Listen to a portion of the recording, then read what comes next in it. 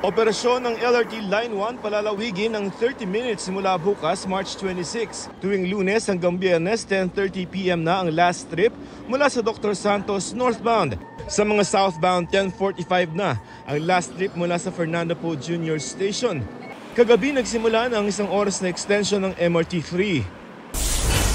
Marikina Mayor Teodoro at iba pang kawani ng City Hall pinatawan ng preventive suspension without pay ng Office of the Ombudsman. Ito ay habang iniimbestigahan ang alegasyong misallocation o maling paggamit ng nasa 130 million pesos na halaga ng pondo ng PhilHealth. Ginamit daw kasi ito sa mga bagay na walang kinalaman sa kalusugan. Itinuturing daw itong political harassment ni Teodoro at bahagi ng hakbang para maharang ang kanyang kandidatura sa eleksyon sa Mayo. Pero kumpiyansa raw siyang malakas ang kanilang depensa.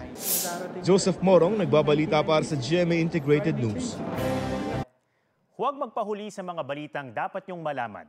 Mag-subscribe na sa GMA Integrated News sa YouTube.